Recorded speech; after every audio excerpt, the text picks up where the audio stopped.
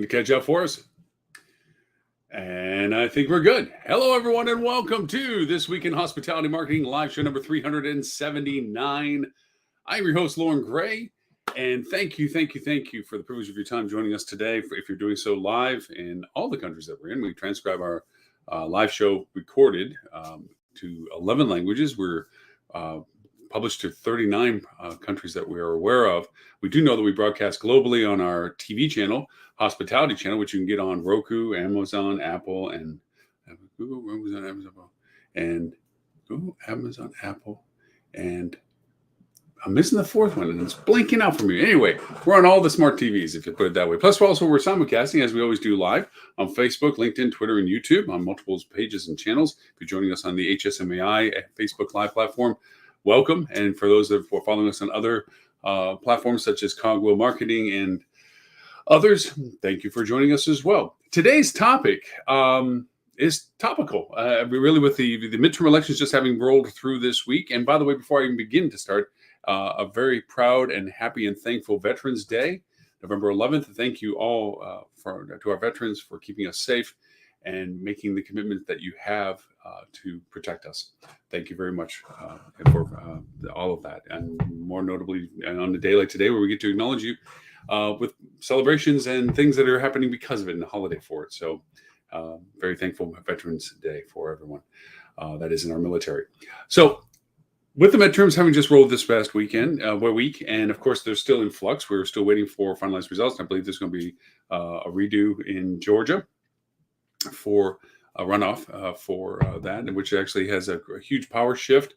It's strange enough, I don't know whether it's an apathetic perspective or not, but historically, we never had such a focus on politics, midterms and or general elections, unless they were notably like for presidents, sometimes for governors.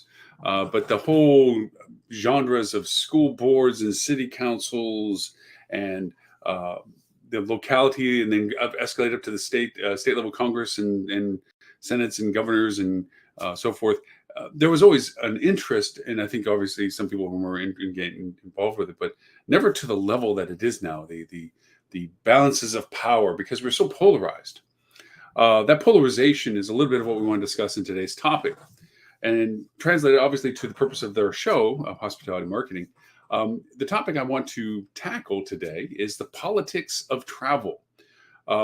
It seems like an odd pairing, politics and travel.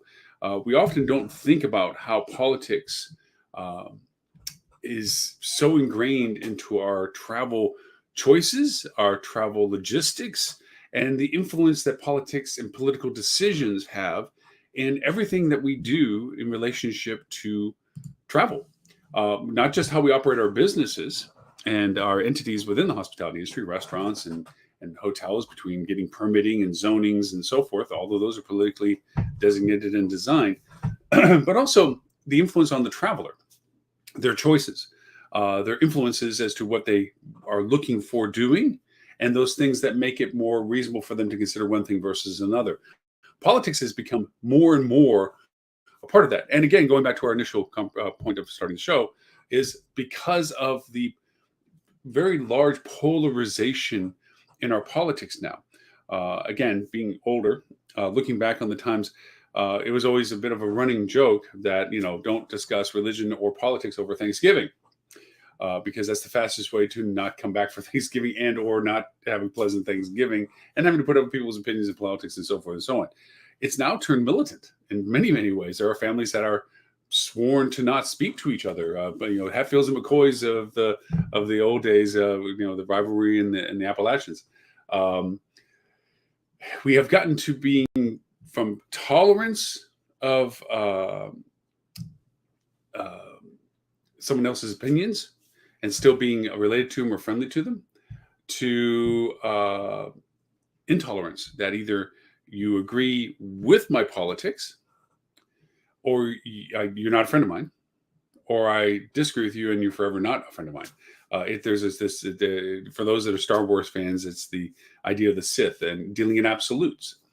You have to agree with my political perspective, or we can't be anything other than distant, because we can't be friends. We can't have any other common ground. Either you believe what I have completely or not.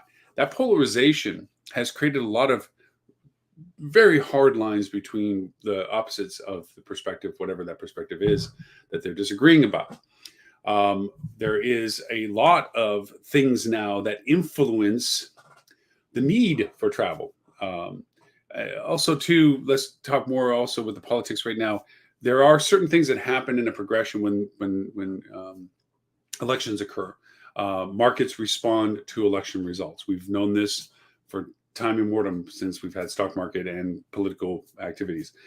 There's usually a rally of one side or another relationship to the results of a general election, when national elections and midterms like we just had. Usually that's because that means that the policies that are restrictive to corporates' perspective of values have changed. The climate has changed as to what direction legislation and litigation is going to happen.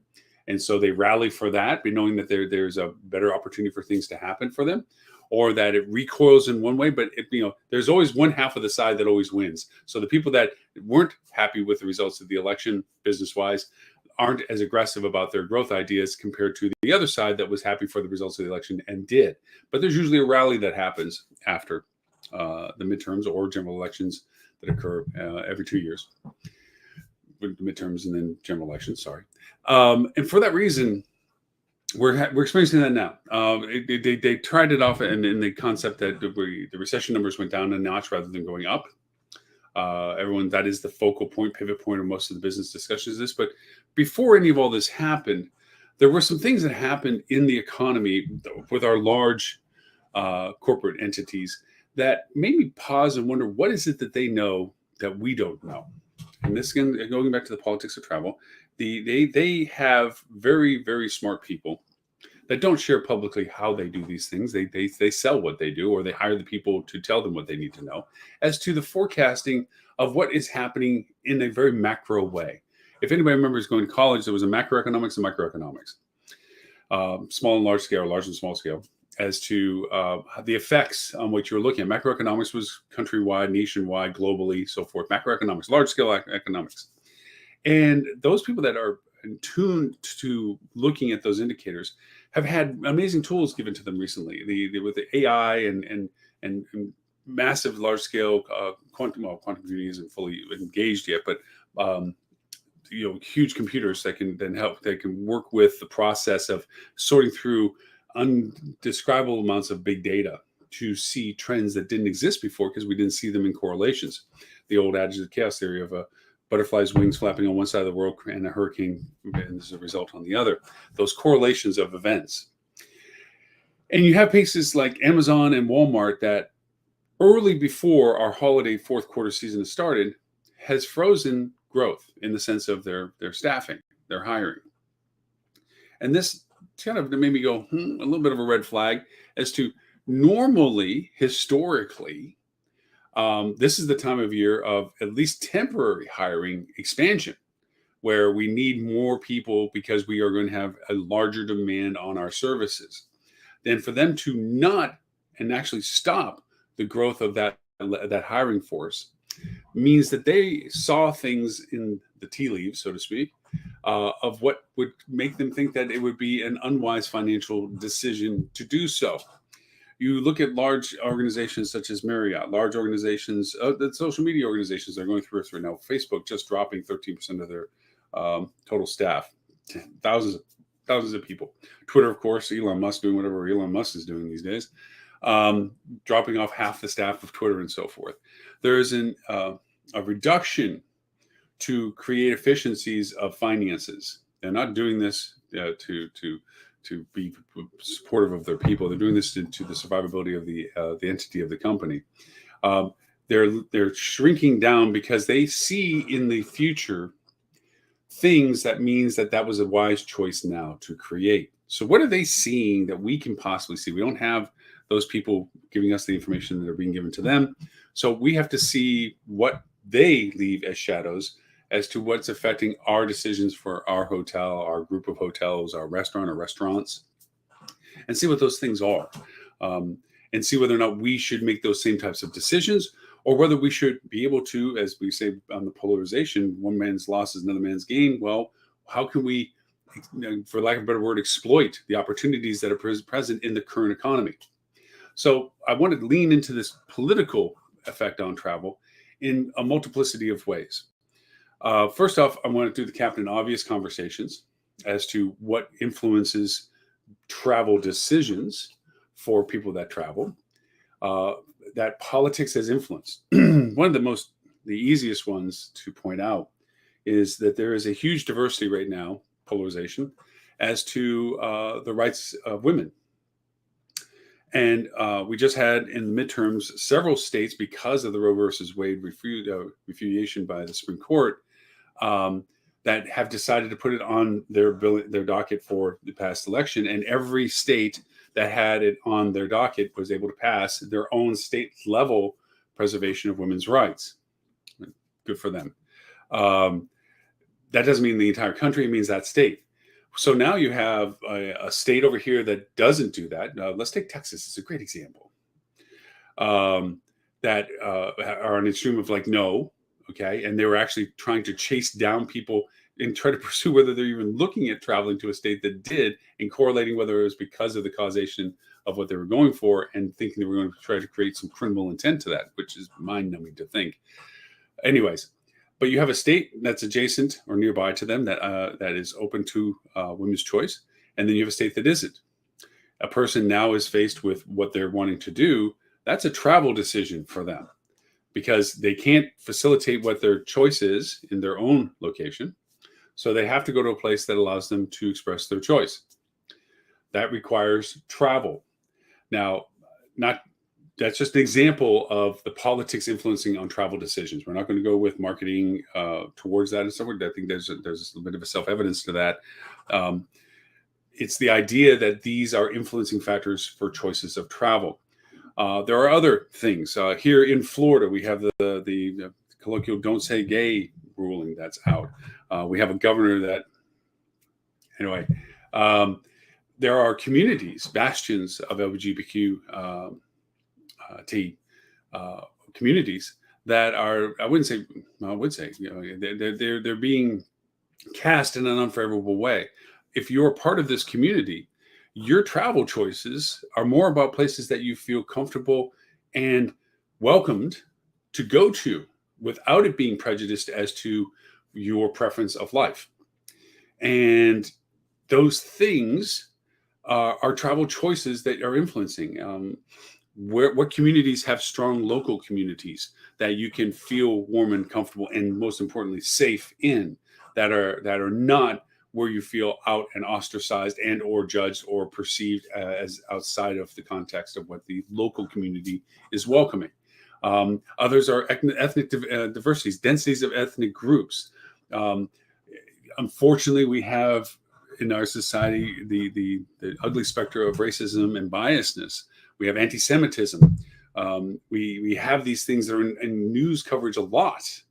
Public figures defining their perspectives where they have no right to have an opinion and share it publicly because of the influence they have on so many people, that are feeding and fueling these things.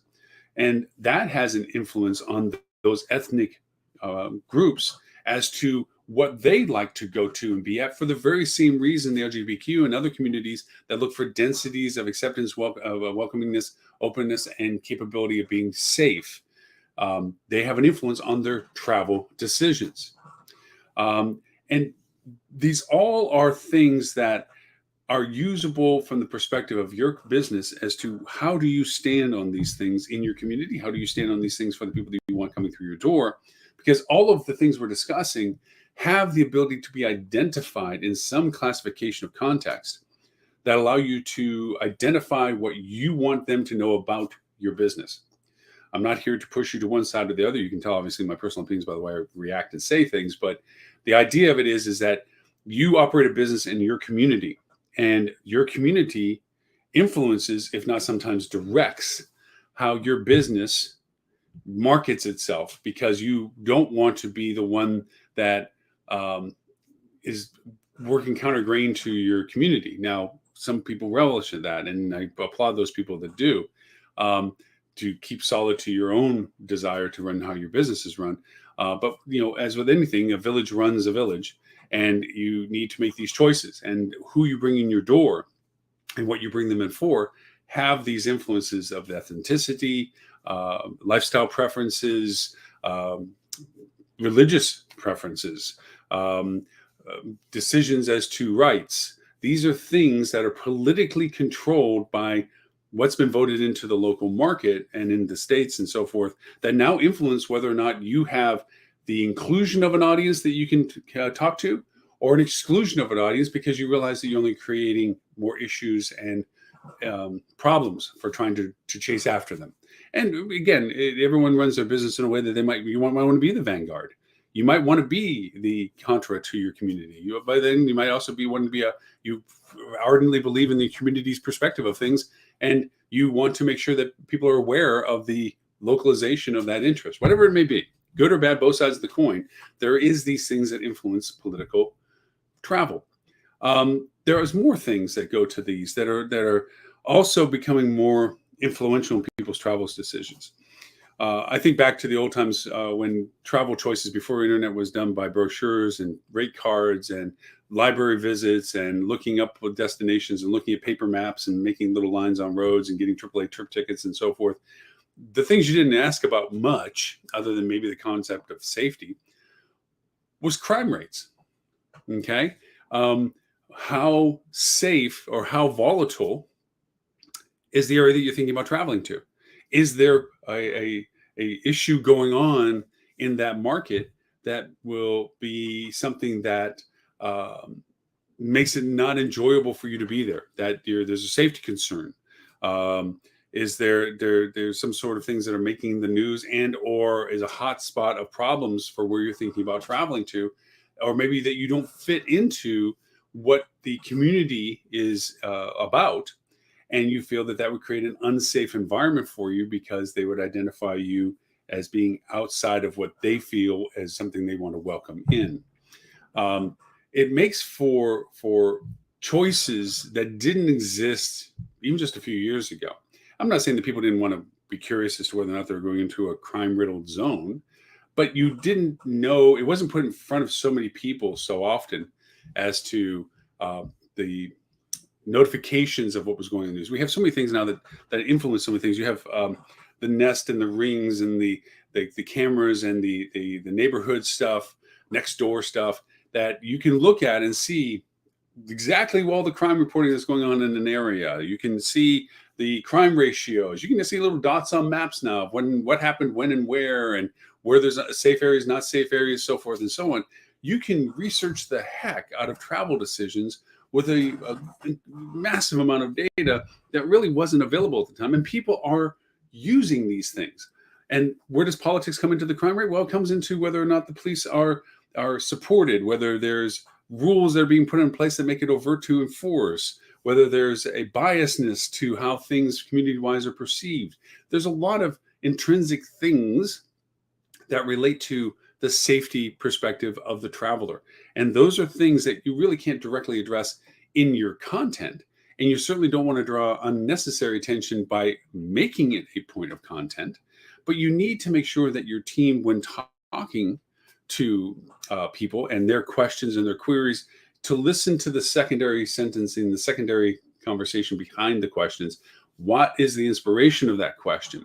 Why would they be interested in knowing about those things? Is there a concern about something that they're not directly asking about? And from that, you can maybe at that point realize that it's necessary to share with them and be honest with about what would answer to the core question that may not be directly being asked. So this is where the translation of that comes into your team and your communication and your ability to talk with and engage with the guests that are interested in coming and staying with you, obviously coming to restaurants and so forth and so on. Then there's other things that politics influences on, and that is the policies that dictate how things get done. We have infrastructure problems. And as much as it's been flagged as, oh my gosh, that's trillions of dollars and so forth and so on, it really wasn't. It ended up being way smaller than that. Still hundreds of millions, which is amazing in the sense of number itself. But we have bridges that were built in the 30s and the 20s that are still trying to run as if they were then with little to no replacement or anything. We have tragedies that are happening down here firsthand. Even the newer bridges like the Sentinel Causeway and so forth, suffered damage simply because of the traumatic weather that we just had with Ian, and wiped out the accesses to the bridge. The bridge's integrity structurally were good, but the ability to connect to that bridge from the land side is what suffered. In some ways, it was built to have that happen. In other ways, it wasn't. But the idea that infrastructure has direct impacts. Only recently, one of our other sets of bridges had a structural question that they shut it down. Well, just that day to 2 days of it being a shutdown literally changed the dynamics of the heavy traffic in our area because of the lack of that bridge. Because as with all bridges or any of the infrastructure that we deal with, they have an impact on daily life. That also the fact that there's railways, and we had possible railway striking, and there's still a pending one coming to this holiday that there might still be a rail strike, and how is that going to impact our business? We had supply chain issues that we never really thought of as a consumer was even something worthy of discussion. It was not in our realm of influence, and yet it was nightly on the news for a very long time. We've seen dramatic impacts on baby formula for the longest time through the summer, which was terrible. And the impact on it, but it has a political repercussion, turns into a rallying cry for parties based on their perspective of it and who's responsible and so forth. These are influencing factors. I can probably guarantee you that people took trips because there was an opportunity to get something that they couldn't get in their market that was available in another market. That's how supply chain affects things that we have. Just for the very same reason why we travel to different places that have different climates and different lifestyles than ours, because we turn into a tourist. It's funny that so many people don't want to look like a tourist. They want to blend in like locals and so forth. I was like that. I thought, oh, I want to be more like a local. I want to do and see the world the way a local sees it, in the sense of familiarity, preferences, places that they like better than others. I want the knowledge, but I'm proud to be a tourist. I have the privilege of traveling outside of where I live to a place where somebody else does, and try to understand it and enjoy it the way they enjoy it. To go to places that they enjoy, to see things that they enjoy. And that's the privilege of travel, and that's the neutrality of travel, is that's a willing empathy of what is it like to be here. That joy of that is something we need to really spread. That's the part that we influence politics on. The more you travel, the more empathy you have, the more perspective outside of your own that you're willing to share. That politics of travel is just an esoteric one that we can talk about in a little bit too, but that has its value to it as well. But let's talk more about infrastructures and so forth. You have roads that may need repaired, bridges that may not be up to code. These are things that are now easier to find in our data-driven world. We can know that, we can drive that, but so far they've had already 2 local warnings that the water system doesn't always, there might be a boil water coming up. There's just so many things that happen now that we have data capable resources for. A lot of these things prior to the years now were things that just happened locally that may have not even been known locally because there was no venue to tell people about it. If it didn't make the local paper or the local radio station or even a bigger market, local TV station, you wouldn't know about it. Unless a neighbor said, oh yeah, Bob down at the water plant says that we should be careful with the water. Hearsay and word of mouth is what they will probably, back in the day, you would have probably gotten. And even then, okay? So these overwhelming pieces of data of all the things that happen, all of these are driven by the politics of choice, the politicians that put in place and the choices that they make. How a city or county decides on property tax. Just recently, it was on the ballot for the midterms of whether or not we are empowering the local council to waive property taxes for the solicitation of large businesses. Basically, bait the hook. We'll waive property tax if you want to build a big enough or something that we were looking for in our market. You have both sides of the conversation. I'm not trying to talk about but those things influence what gets put into your market. I know of many places like Florida Keys, Lombo Key in Florida and so forth. There's an overwhelming perception of what we have, we want to keep, and we don't want it to change. And that dominates their politics of opportunities for other hotels to be built, or VRBOs to be used, or timeshare capabilities, or even infrastructure issues. We don't want it to grow bigger, so we'll cut it off where we can't make it bigger by restricting cell towers or power conduits that come to us or whatever. And that way they can keep what it is that they have the way that it is. There's a huge discussion locally here as well with Fort Myers Beach's devastation that there's so many people that say, oh, we want it back the way it is. the issue is that there's so much devastation. The rebuild has to get adjusted, just like what happened with Andrew when it hit Miami. That the rules will get changed as to what you can build back so that it is safer for it not to be a tragic loss as it was this time. And a lot of those places that want it back the way it was will not, one, be built the same anymore because they were not built in the way that they survived anyway, or they were built way back when. And because of that, there's a price factor, and they may not be able to afford it to build it back themselves. And it might be forfeited to somebody that does have the finances to do it. And it changes the demography of who gets to have Fort Myers Beach. This is on and live and going right now. These are the politics of travel. What Fort Myers Beach becomes now is in the hands of people that have the influence to make that happen. And influence is usually money. And so you're going to have these shifts and changes. And this is happening everywhere. I'm only taking that from a firsthand example of what I'm experiencing being a resident of this area. And because of that, these are the influences of travel. Other influences of travel, just in all honesty, just what happened down here with Ian hitting us in the Southwest Florida area, going through Florida and coming out to the East Coast on the other side and creating damage all the way through and on the other side. And then only to have the East Coast, especially Volusia County, to be hit once again now with Nicole. The crisscross pattern that everyone's famously pointing out was the same that happened in 2004, was here for that too. Charlie and Janine. And we had other storms other than that, those two as well. There are these things, and from that, how the infrastructure gets redone and how it's handled during the process of this, of the rebuilding and so forth, are critical components, but also the impact. Now, I remember this from when I was going on the circuit with HSMAI's Rocket program, Revenue Optimization, Education and Convergence. Star Smith Travel, Veronica was with us from Star Travel. And she had this amazing graphics chart that showed when, now I'm drawing a blank, it's the storm that hit Houston, the massive rainstorm. And it showed the ripple effect of occupancy, the loss of occupancy and where the occupancy went.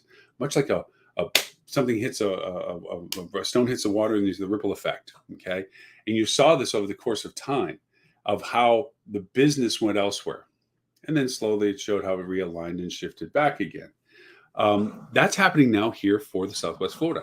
There is tens of millions of dollars in historical tourism income that isn't going to happen in the imminent future. How long that imminent future is to be determined.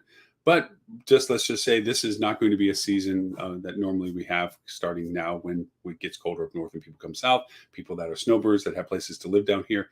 Some of those houses were destroyed. Other ones, they find that there's no reason to come down because the infrastructure has been so affected, restaurants not existing or being closed, beaches not being able to go to, and so forth. They might find it easier to rent out their property to somebody that has been displaced and needs a place to live while they have the rebuild of their house and or whatever they're doing. Also, that means as a ripple effect that the restaurants that are open don't get the business they need, so they don't hire additional staff that they normally would. Then there's those that don't have a place to live that are those staff that they couldn't afford the places that are available right now. They have to leave the market because there's no place affordable for them to live, which already wasn't a problem. And now it's even more exacerbated because it ripples from who can afford it down to who can't. And so you're having a whole displacement of those people. They're going to go where there's a chance to get a job, that they have money, and a place that they can afford to stay while they do it. So where does that business go? And now we just had Nicole hit. So if you thought, oh, well, we got Tampa, Orlando, East Coast, Miami, South Florida, and so forth, now you have damaging aspects to other places as well. It might not even stay in the state. It might go elsewhere and so forth. And we're doing fun things, tracking data on Airlift as to people's selections of airports of where they're wanting to travel to and traffic levels, because we have data that we can see the demand of search. What are they searching for and how that shifts?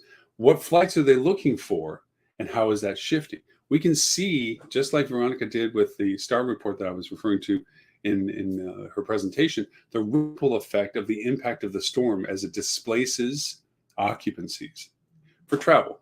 Obviously, we have heavy occupancies in our hotels, we know, for the recovery effort of teams and crews that are here to work on rebuilding what was destroyed.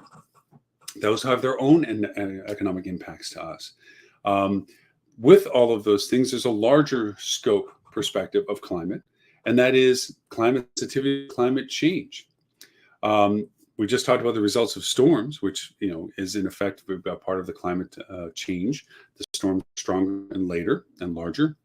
Whether that's a trend or whether that's just a uniqueness of this year, we'll see next year. But the other is the actual climate change impact. There are places that are now being unallowed to be rebuilt in Florida because in the zone flood tables, that area of land will not be safe to build on.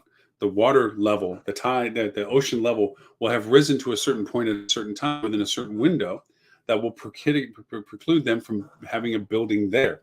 So they're not allowing a building to be built there. That's affecting the draw of what brings people to markets in Florida, where they can't go to these places with a place to stay because the place that they stay can't be built. So therefore, they're not going to go there as a choice. These are real impacts of what climate change is doing. The going up north and seeing glaciers. The glaciers are receding. They're receding harder and farther. You think of Lake Powell and places that the water level is down, like and so forth. Where you used to go and rent a boat and be on the boat there and so forth, that isn't happening anymore. Salt Lake City, Salt Lake itself, there's plenty of places that their draw as a destination tourism place is affected by climate change. And it's going to continue in whatever form. It's going to continue on. So we're having shift of demand where you may have built a hotel because you're right next to XYZ something like Powell or whatever. And now the lake is way over there. And everything that you built about docks and boat rentals and everything else isn't there anymore. You've lugged it out, but you can't lug it that far. And people, whether you do your best intent of still accommodating interest of hey, we're still here, people might just say, it's just not worth it. It's not what it was before. It's not what I envisioned. It's not what I thought I wanted to do. I'll pick another place. And that has real ramifications. I've always said with our marketing for any hotel, for any location, it was built for a reason when it was built. Now, is that reason still in existence? Has something replaced it? Or has both of those things gone away and you have to find a new reason for the hotel? That's the three choices you have when it comes to your hotel. There's been plenty of you think of Route 66. Famous road, was the way to get from Chicago to Los Angeles. And you all of a sudden interstates start taking over, and the interstates was not made on the section of Route 66. It was made somewhere else.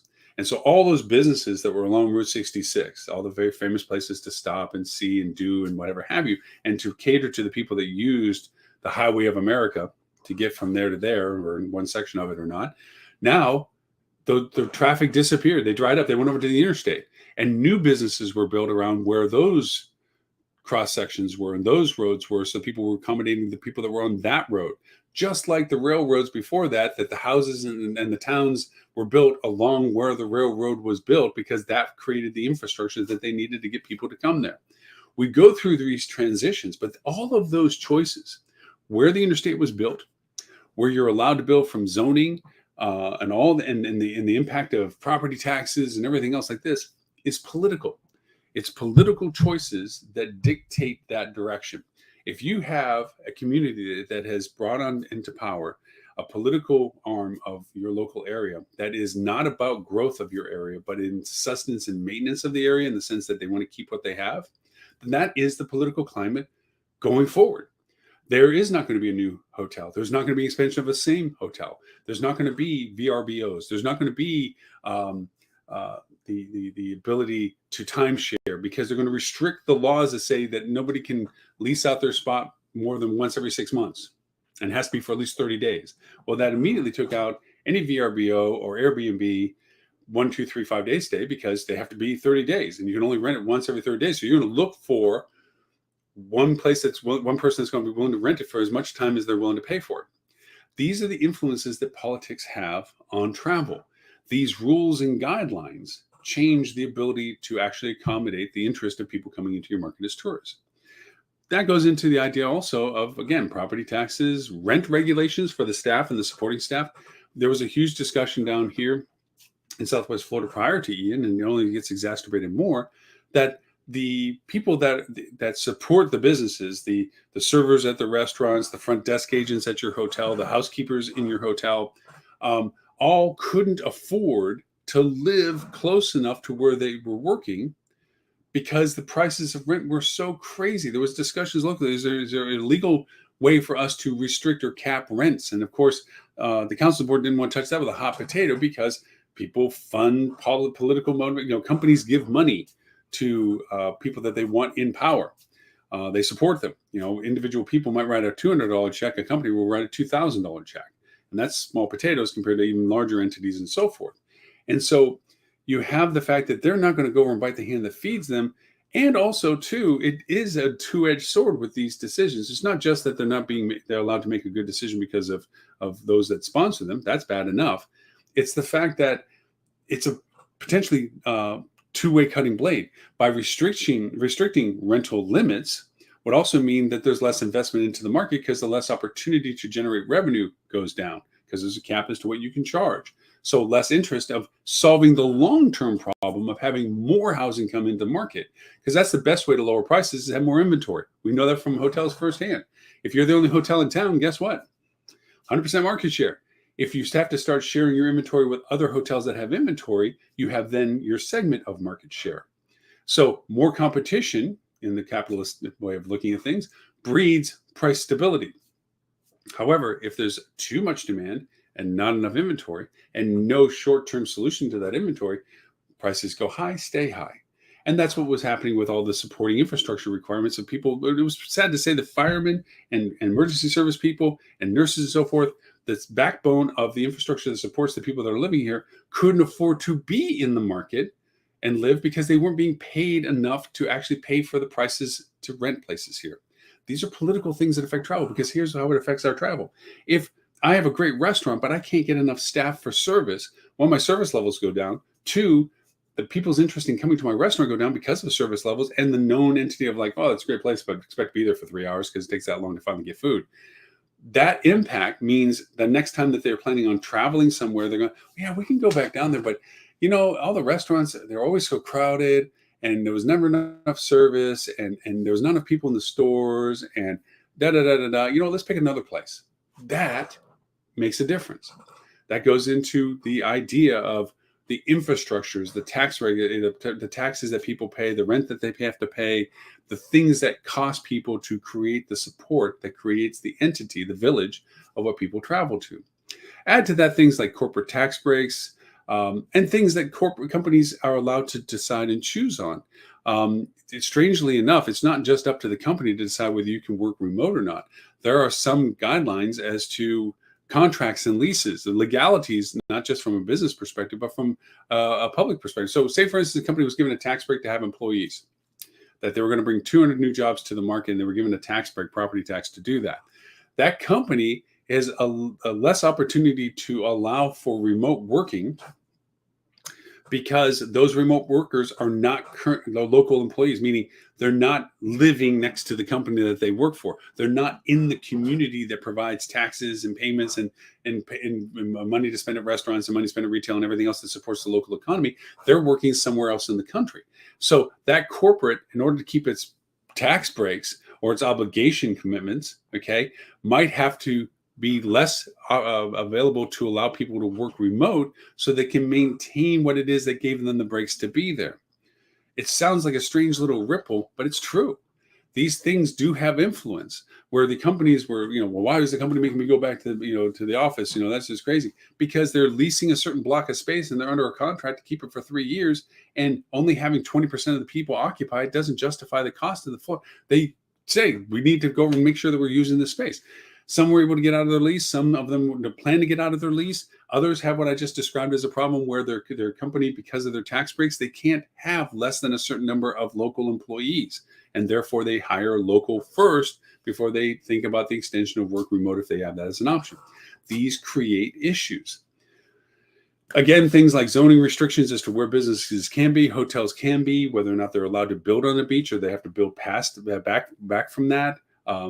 There's lots of things that impact, again, by the local communities hiring of their political entities that run and operate their local communities. That's the nascent of how these things get handled. I gave the examples of the Keys and Longboat Key and so forth, where these local communities don't want it to change from where they have. They want it to be kept as good as they have it right now, but they don't want to expand past that. They hire people to represent them in that way, so that it discourages expansions of hotels. It discourages expansions of retail or large buildings. Or, there's the bane of the fact that people say, oh, we don't want to have the Canyon over in Boca Raton over on our beach. You have that kind of personas that exist in politics that literally dictate the ability for people to be drawn to your market. There are people that love the Anna Maria feel. It's local, it's quaint, it's small buildings, and so forth. That was Fort Myers Beach to some degree. But now with the Storm Ian that just totally obliterated that, what it is to become will change the landscape of what Fort Myers Beach will be as a tourist destination from this year forward. It will come to that end. So all of this discussion brings around a few things. What happens this January, 2023? So that we've dealt with months of political junk on TV, political diatribe, political commentary, political forecasting, prognostication, impacts, threats, and we're still dealing with that. And unfortunately, Georgia has still more to deal with before they get to their decision point. We have the year as it existed, how we started the year versus to where we are now. We have the political polarity of I vaccinate, I don't vaccinate. I believe in women's rights, I don't believe in women's rights. We have these polarities that are affecting people's choices and decisions. We have all these impacts on it. But what's happened now, or what is happening now, is that the entire duration of these events have now worked its way over a period of time, that the impact of these things are beginning to now get expressed into the effects of our businesses. It's one thing to say this happened, but then there's the effect ripple. Now that it landed, what happens after that? And come January, the new politics, whatever they may be, come into play. The new year, new budgets, which we spent many shows discussing budgetary influences on, come into play. You have a lot of the things that we decided that are going to be enacted come next year. And for all of us, in a historical sense, as just human beings, a fiscal change of year, change of mind. Bright new shiny year. Just like waking up the next morning, it's like it's a new day. Well, the year is a larger expression of that. We're going into 2023. And what is different about this?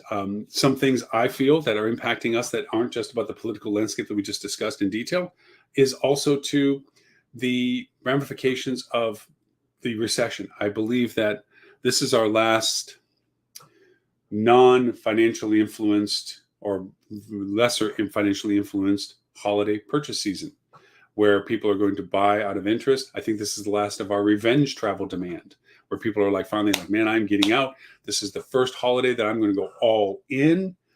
Last Christmas, last Thanksgiving, we felt that was a thing. That was a thing, and it did manifest itself last year that there was a extension of length of stay for Thanksgiving. We're going to spend more time with the family, but there was still the issue and the worry of a very present COVID surge at that time, and it was, let's be safer and so now that worry seems to be in the back rearview mirror for a lot of people, and so for that reason, this is probably the closest to what used to be normal holiday season. I think there are people that are looking to enjoy what they can try to do financially. There's a lot of people that got hired recently, so they have their income.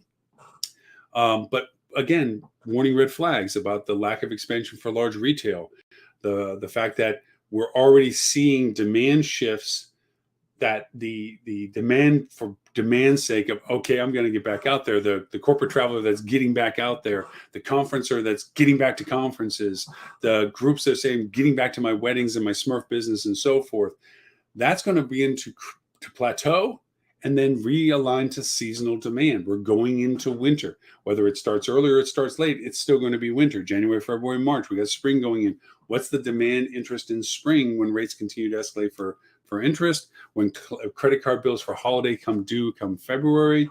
How are those impacts going to influence we really pushed and splurged over the holidays. So this spring break, I know last spring we took a week here or 5 days here or something. We're going to just lay a little lower this year. We don't have that much money to spend, and or it's still too expensive to do this. Cost of living is still too high. We still have that going on right now. So I think that come January, a lot of what we see Amazon and Walmart doing by saying, let's just put a barrier and put a fence around this for right now. We need to consider aspects of that as well. Optimism is wonderful. Hope is great. But reality is planned for the opposite of that as well. What happens if? And we talked about that in many shows as to creating contingency plans. What if I take this entire channel contribution out of the picture? How does that affect my cost in my operations? What happens if this goes away? What happens if this happens? We talked about it in many ways way back when in relationship to lockdowns and the politics of changing local abilities for people to operate as businesses.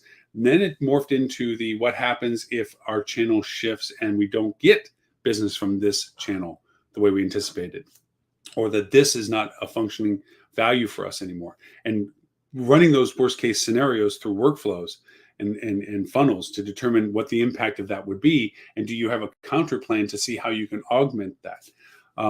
That is very real now. Those discussions are as more legitimate now than they were even when we had them for the reasons we had them then. To go through your crisis, worst case scenario relationship discussions now, so that if anything of those things happen, you have immediate ability to have the plan that you had put in place if it's still applicable. If it doesn't happen, then great, over planning. That's fine, but at least you had that, and it always can be available and adapted to something else in the future that we don't know yet that has happened. So those are the things that I think we have to look at coming up to January, is that we are dealing with a transition in economy, transition in politics, a transition in what is next. What are we, are we past the COVID concern as an impact on our business? Is it regulated now to a flu-like condition, or is it going to morph into something else? You have people that are on both sides of the political spectrum. The people that are against Fauciism for somebody that was anyway. As to how much do you keep worrying about this, or do you just accept that it's a risk of life and that it's something that you have to know is there, but you can't have it create a fear for you, a phobia. These are very real considerations. The truth of it is from a political perspective on both sides for our business, there's an ounce of truth in both of them, but there's not a pound of truth in all of it. There's somewhere between those pits of truth is a commonality of acceptance that we all have in our business operations. How we are a part of our community dictates how we represent our business. The demand to our market and the politics that guide our local markets have a tremendous influence on our success in how we can drive business to ourselves, our ability to have regulation that allows us to run the business to its full potential rather than to its limiting political climate. The interest in our market is based on a variety of things, from security to climate, to ethnic densities, to tolerances, and just general perceptions. Nothing is black and white, which means nothing is blue and red. There is shades between all of that. We are much more diverse than color charts and maps of the lower 48 represent themselves. We have to know our sensitivity to our local market. We also have to know the infrastructure that supports our local market. Are people able to get to us? Airlines decide carrier lift based on a variety of factors. And there is a variety of factors, including pilot shortages, aircraft shortages, cost for terminals, cost for gate fees, and so forth, that as local politics decide what they're going to charge, and exploit, airlines might say it's not worth it for us to run that lift to you anymore. There's a ramification factor that the politics say, well, we want to charge twice as much for the gate fees at our local airport, and the airline that's running that gate says, yeah, well, we don't want to use it anymore. Thanks, and we're out. And that affects other businesses that required on that lift to come in. And these are the choices and influences coming on. So I would say, out of all recommendations as a business owner in your community, be in tune with your community in multiple ways, not just as an active supporter of your community and a part of the community in ways of showing up for and participating in, but also be very sensitive to the nuances of the political leaders that are put in place. Whether you chose them to be there or not, you have to be aware of their perspectives on the things that influence your business. And for that reason, you need to solicit and find out what the true decision ideas, if they don't already have a record of making decisions, are of the people you're putting into place from this midterm election. And that will help you guide what you need to do, either to influence the next choice of person that sits in that chair, or influence the person that's sitting in that chair in a way that can be helpful for your business interests. Lobbying. those are the things, and there's lots of things as a hospitality business that you can do to influence that. Everybody needs hotel rooms. Everybody needs meeting venues. Everybody needs restaurants. If you're any one of those things that have that resource, you have an influence on the politics of your community. You have a way of engaging yourself with people that have the power of decision in your community.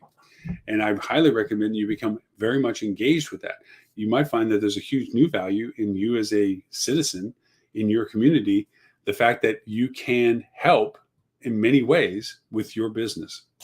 So there we have it, the politics of travel. I hope maybe just out of the general discussion, you've thought of new perspectives as to how this influences your choices and your outlook going into 2023. We do have Thanksgiving coming up in the continental United States. We do have Christmas and Hanukkah, so forth, coming up in December. These are all things that are going to influence our business in the upcoming 6 weeks. We can't be just looking just past them, but from a good marketing perspective, we have to look in the longer run, not just what this weekend's holding. We can influence some of it to some degree, but most of it we can influence more later on. So keep that in mind. So there you have it. Thank you very much for watching us on Roku, Google, Amazon, and Apple. Google, Roku, Amazon, Apple. I got them all four. On our TV channel, Hospitality Channel. If you're watching us on Facebook, LinkedIn, Twitter, or YouTube, thank you so much for the live coverage of that. For everyone that watches us on the recording or listens to me later on the recording, thank you so very much for taking the time to do so. Our podcast today will be a little bit about information and research discovery, how to follow and look at trends, how to look at and follow and research data on things like Lyft and Insights and so forth. We're going to get into some specific tools that do that. So it'll be, as always, related to our live show we just did. That will be in our podcast today. As always, you can watch all of the reruns of our previous shows, 378 of them, and now 379 of them, at the hospitalitychannel.tv.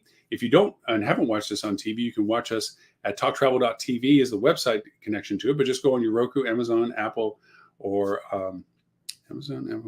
Google channel. Our product, Fire Sticks for Amazon and Google for Google and Roku, and look for Hospitality Channel. The show's always on the free side of the border of it. There is a paid component of content behind it, monthly, just like on Netflix is, $4.99 a month to have. The price goes down the longer you want to sign up. And it's, if you join our Hospitality Marketing Club, hospitalitymarketing.club, that club is for journeyman and experienced hospitality marketers. We have a peer group. It's not about basic training. We're not here to teach you the basics. The only way you can join, as a matter of fact, you have to pass a quiz to get on it, is that you are already fluent in this space. It's about getting a good peer relationship discussion with people that are knowledgeable in the space already, so you can ask more advanced questions. But the TV channel subscription comes along with the Hospitality Club membership. So the only reason why I brought it up. So with all of that, my name is Lauren Gray. I thank you for the privilege of your time. And I do look forward to talking to you, show number 380 next week. So with that, have a great day, and thank you very much.